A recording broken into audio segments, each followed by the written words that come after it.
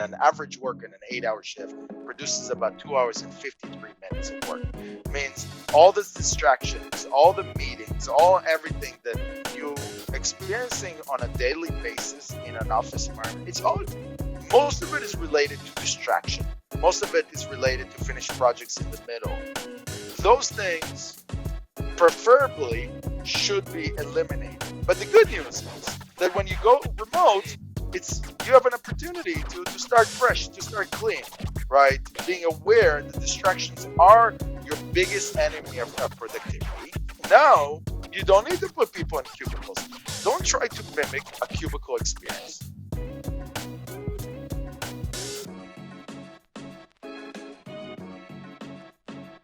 Welcome, ladies and gentlemen, folks, and people to the Strategy and Leadership Podcast. My name is Anthony Taylor. I'm the managing partner at SME Strategy. We facilitate strategic planning sessions in person and remotely. And today, I'm interviewing a remote expert in Sharon Koifman. Sharon, how's it going today?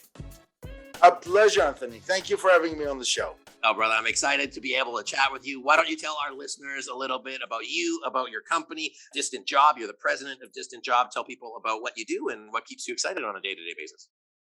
Well, I've been running companies from my computer for about 20 years. When I mean running companies, I don't mean some funny affiliate program or multi-level, like a real tangible companies with employees and products that the employees work all over the world. And in the past 12 years, I started the first remote recruitment agency where we specialize in finding the best and the smartest people across the world. And we solicit them from established companies and entice them with a permanent remote job. It used to be just remote job, but now we need to talk about a real permanent remote job. And those people are career-driven, full-time focused individuals that want to integrate as part of the company's processes. I'm also a bestseller writer, bestseller at least by Amazon standards. The book is called Surviving Remote Work. And I am the CEO of a media company called Think Remote, which is all about remote work and remote management. Phew, I think I'm done with that. Yes. You got it. Perfect. So, I imagine through the world of COVID and dealing with, there's a lot of people who talk about offshoring work. What would be the difference between offshoring and then really developing people to be successful remotely, being part of a team? Is there any difference? Is it basically the same? Well, so offshoring usually, after the oil rigs, offshoring really meant anybody that is working for countries where the cost of living is much lower. Overseas, but we don't consider Western Europe part of the offshoring aspect. So India is the first country who really specialize in offshore solution by providing outsourcing companies. And after that, with companies like Upwork, you have freelancers and people working from all over the world. Those are all offshoring solutions.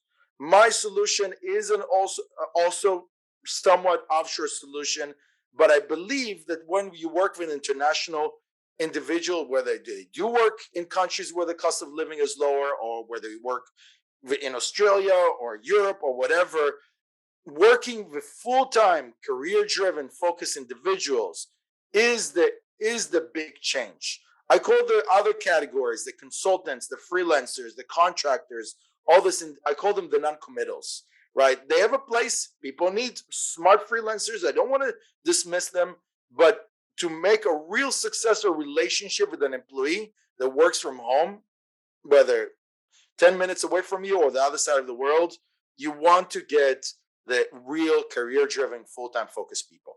Mm-hmm. And I really like, the key word there is developing a successful relationship with people that work from home. It's not just, hey, we have workers and there's, hiring workers to solve a problem and to fill the team, but actually making them an integrated part of the workforce. One of the reasons I'm also really excited to chat is because, people are dealing with this talent shortage. And I think in the past, or sometimes it's very easy as a manager to get really stuck in, hey, I need to hire somebody in my own geography to be able to help me with this.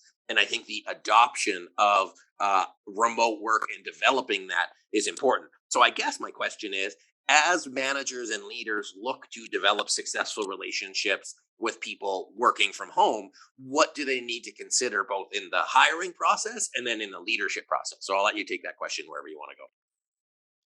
So first of all, in terms of relationship, just to point to the last thing you said, there's a great book and now a video book of a $1 trillion coach, which talks about Bill Campbell, right? And that guy changed the mind of many Silicon Valley CEOs by understanding that the investment is in people more than anything else, right? You got to invest in people.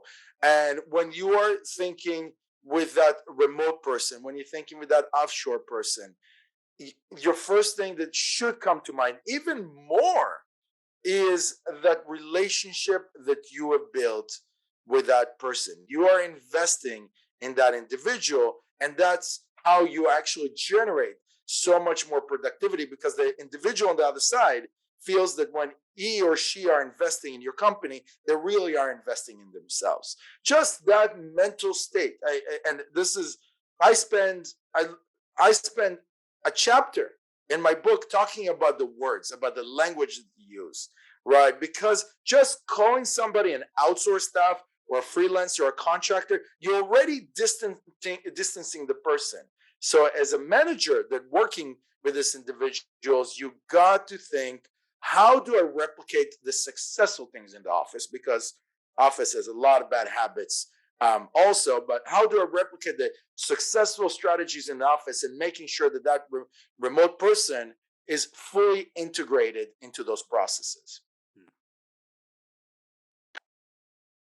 So that's another thing I think is really cool, like segueing from the language that you use. And I think language is so powerful, no matter what kind of business you're in, for profit or not for profit, but how you classify those people, because there's some that are working from home, there's some that aren't, and you don't want to create a divide. So really make that integrated.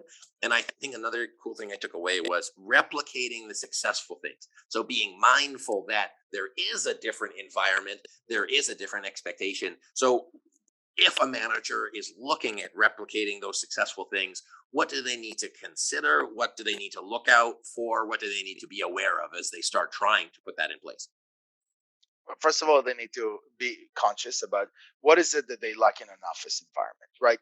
The the challenge is that the office environment till now has not necessarily been successful to majority of companies. I mean, the statistics show that an average worker in an 8-hour shift produces about 2 hours and 53 minutes of work. Means all the distractions, all the meetings, all everything that you experiencing on a daily basis in an office environment, it's all, most of it is related to distraction. Most of it is related to finished projects in the middle. um, those things preferably should be eliminated in an office environment. You can fix this in an office environment, but the good news is that when you go remote, it's, you have an opportunity to start fresh, to start clean, right? Being aware that distractions are your biggest enemy of productivity. um, Suddenly, in a cubicle type office, which is, by the way, in my opinion, the biggest sin in in working environment, the cubicles, right? But now you don't need to put people in cubicles. Don't try to mimic a cubicle experience. It takes a person 20 minutes to get back to focus every time that you distract them, right? So here you can create systems, use having people message you when they're done a specific task, having having a certain system using your project management software. We use Basecamp in our, where people literally update us whenever, update us what they're planning to do, a la agile, but agile without those annoying meetings that distracting people on a daily basis. Here, just update me when you're ready at your pace, and make me not want to bug you, right? And creating an environment like that, you eliminate a lot of the distraction. So the first issue before we talk about replicating the good stuff, the distracting stuff is what you need to work on by reducing. Now, when you're going remote, the positive stuff, the culture, the processes that make you the multi-million dollars, you need to figure out how to replicate this with technologies, right? Sometimes culture remotely doesn't fit anymore, but try to find, like, try to think outside the box how to bring it as close as possible. Clearly, creating culture is one of the bigger challenges with remote, but you can do it all. Just invest in the right technology to mimic some of those experiences. Hey, sorry to interrupt. It's Anthony here again. I just wanted to let you know if you're enjoying today's episode, I'd love it if you could give us a review and a comment to let us know where you're listening from. It means a lot to us. It helps us with the algorithm. It also helps us get into the hands of more people so that we can keep bringing great guests onto the show. So please do that. Also, if you or your team are planning a strategic planning offsite coming up, please reach out to us. We'd be happy to see if we're a fit to facilitate, to support you and your team getting on the same page and getting clear about where you want to go. So you can visit SMEstrategy.net or click the link in the description. We'd appreciate both of those things. Now, get us back to the episode. Yeah, I get that. So the culture with process, and then it's like tech enabled people development kind of thing. Is what I heard out of that. Like one of the things we just did is we did like a learning, a casual learning time. So it's interesting that some of the cons of working in person, those like distraction time, is actually you need to add some of that in the virtual world. Because one of the things I wanted to ask you about was, when you're in this virtual world, back to back to back Zoom meetings, like you and I got on this call, and you and I probably had a call like just before this.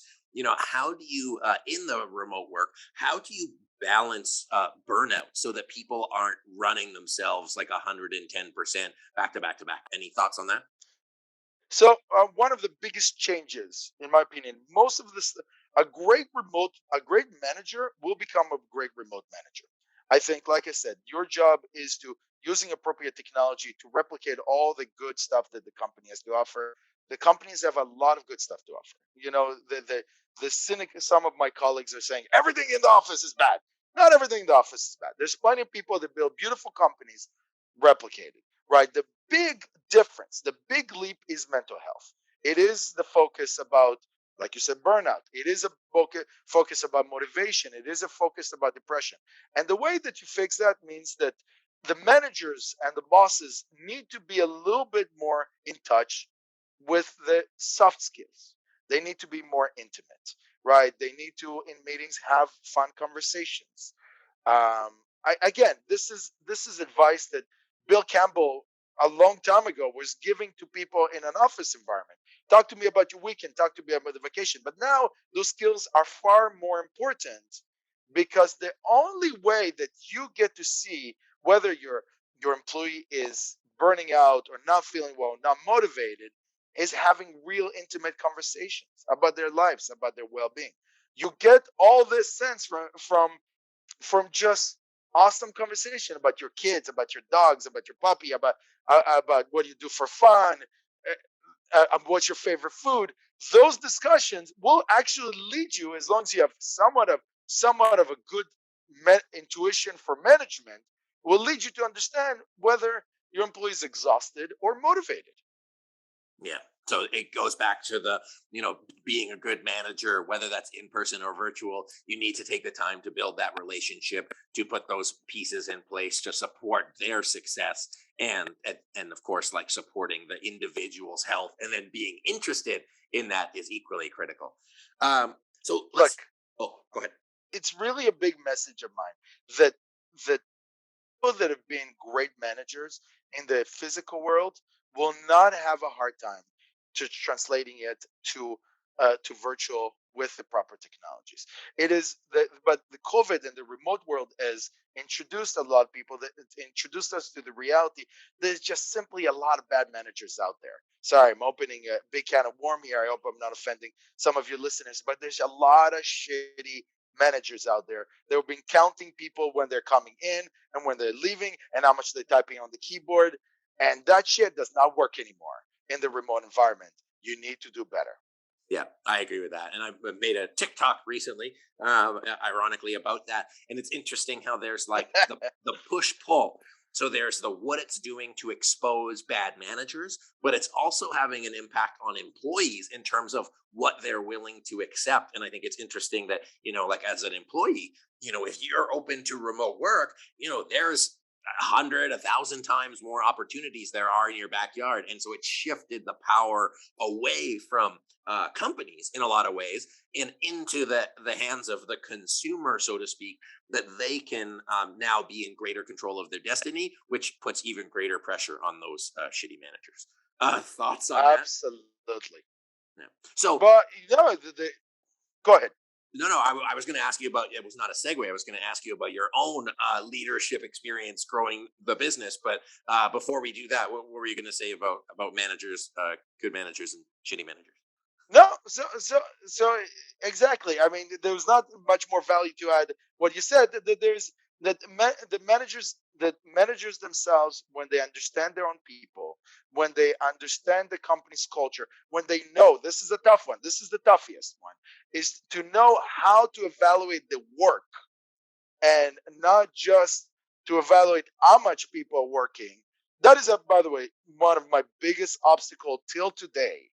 Understanding, and it involves so much science and so much KPI and so much strategy to be able to actually evaluate the amount of work, amount of production my employees are producing. Mm. And that's what a really amazing manager does. But like I said, it's I don't think the majority of managers have those skills to really evaluate the quantity of production that comes out of their own employees. Yeah, and I think it's an interesting, for managers and leaders reflecting for yourselves and saying, hey, you need skills to be a good manager. Of course, you need the relationship ability, but you also need the communication ability. And like that's your job. If you lead people, your job is communication and then also being able to measure your work product. You know that when you have tough employees, sometimes it's behavioral. You're like, oh, I don't like them because I don't like their behavior. And then there's some that's like, I like them, but they're not performing. So your ability to be able to set measurables not only is going to help you as a manager succeed because you need your people to succeed, but it's going to help them succeed because they need to know. So being able to create more stop gaps, more communication in terms of what's expected, what's needed, what's wanted. And that's why like strategic communication and agility is super important. On that note, we facilitate strategic planning sessions if you want to be able to create a structure for that. Also take opportunity Nice. to shout out Greg Dent from Keith Roy. I know you listen to every podcast. I just wanted to shout you out as a guest today, bud, because I know you're working remotely and just thinking about you. Okay, Sharon, back to it. What has the process been? What were Nice. some learnings for you as you were growing your company? What were some ahas? What were some things you had to overcome as you were growing the company that was formative for you as a president? Well, for me, in the 20 years, there was clearly a lot of ahas. So here's some of the highlights. There's hundreds of them, but the highlights one is that the connection with the employee. And the beginning, when I ran my first company, which was a web hosting company, we had about 3,000 clients at the time, and all my people were in India, and I literally treated them like, because they were so cheap back then. You could have got employees for $300 a month. It was technical, smart people, right? It was, and I literally look. I can hire 10 people for the price of one. Let them do whatever they want. And one of the first lessons that I learned was that if you don't treat every one of your employees like they're a six-digit salary, not only they're not going to be productive, they're going to cause damage, right? Don't hire just because they're cheap. Don't hire tons of them. You need to treat every employee as if they're golden. And this was my first lesson for my first company. Eventually, I've learned so much about the idea of how to create culture. Now, the way that I discovered how to build amazing company culture is that kind of I don't know if I changed the definition of culture, but I found that there was not an appropriate um, definition out there that was actually tangible. That you could practice on. If you Google in Wikipedia or Google what is a company culture, they give you this wordy thing, or they say it's the DNA of the company or something of that sort. So that I needed, in order to move forward, I needed to create my own definition. And for me, culture means connection to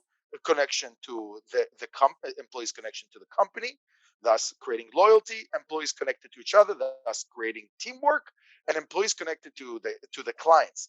When you have this goal of understanding that you are creating connection, you're not creating the biggest party in the city, which a lot of people think that's what culture is. Everybody think culture is people sitting on bean bags, playing ping pong, having happy hours, right? That's the dream of the cool culture. But that might feed the ego of the boss, but it might actually not create that connection that you need to create. The purpose of investing in company culture and doing activities company culture is all about connection. This was a big lesson for me because it was so much easier for me to create that culture, right, when I understood the definition. So in the beginning I tried to in the remote environment create those big Zoom parties. Everybody has to bring a drink, right? It could be coffee because we don't promote alcoholism, or maybe I do a little bit but don't want to sound like I am. So um i so i would tried to create these big Zoom parties, and it worked for 3, 4 times. Everybody thought it was cool. And then after that, my director of recruitment is like saying, "Yeah, it's just your RVP and our director of marketing talking, and everybody nodding and smiling. It's not working." So I discovered very quickly that one-on-ones. We actually plugged in a app in Slack called Donuts. The randomized meetings, right? Random meetings with everybody. And those one on ones that I have consistently with my management and randomly with every employee in the company, I've created such deeper connection, right? That I realize I don't need to have a cool, I should every once a year, right? And maybe one day we'll have, I mean, we're starting to have such a distributed team. It's so hard to make a physical party, but I should do that. But it will never be as good as me hanging out with people one on one for 15 minutes.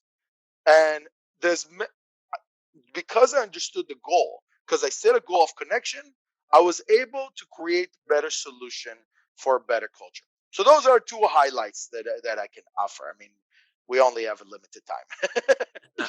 No, I really like that. I think that's one of the things that people lose sight of, especially as you get higher up, is recognizing that you got to treat. I mean, it's kind of a baseline: treat everybody with respect, but actually recognizing, like, not undervaluing what they can bring to the company, because if you undervalue what they can bring, they're going to cause problems. And I think people don't always they always think of the lost upside. They don't think of the downside. And then I really like how you use technology, the app, Slack app, Donut, to make sure that you're creating those connections. And another thing I really learned is that you looked at an iterative model. You're like, yes, let's try this. This is not working. Let's do something else. And so I think as we go into 2022 and remote work changes, life changes, like who knows what's next, really being adaptive and agile to what those needs and what those changes are going to be critically important. So, Sharon, where can people get a hold of you? Where can people get your book? Where can they learn more about your work and your company and what you're doing in the world of remote work? So you can find my book, Surviving Remote Work, in Amazon. Very accessible, both in Canada and the United States, probably around the world, but I know at least most of my readers are American and Canadians. You can, if you're looking for the most amazing, at least in my mind, I hope I'm not delusional about it, but pretty awesome people from all over the world, developers and programmers and IT specialists. We really do an amazing job finding some people who are not just amazing in the hard skills, they're also a culture fit for you, and an incredibly value, because we do find them in countries where the cost of living is much lower. If you want to learn in general about remote management and remote work, just come to thinkremote.com. We are an incredible publication, a very authoritative publication about this topic. So just there's nothing to, I'm not selling anything there. Just read, learn, be part of the community, see how remote is exciting. And if you have any questions, just email me, Sharon, spelled like Sharon, but try to call me Sharon, Sharon at distantjob.com. I'm there to answer any question for anybody who needs. Awesome. Thank you, Sharon. And one of the things, I will plug you. I've got no problem doing that. But, as you as a manager, as you look to fill your talent gap and fill your needs, more and more companies are going to be more and more comfortable looking at distributed workforces. So whether it's a competitive advantage or it's just table stakes for you, I think that personally think that there's a huge opportunity from being able to recruit people from different places, not only for culture, but for skills and diversity. of people and thought. And my experience, it makes teams better versus having a homogenous kind of team. So do connect with Sharon. So thank you, Sharon Koifman, president of DistantJob. It's been a pleasure chatting with you, and just thanks for the time today. Thank you, Anthony. It was a real pleasure. So then thank you for listening, everyone. My name is Anthony Taylor. This has been the Strategy and Leadership Podcast. Thanks for listening, and until next time.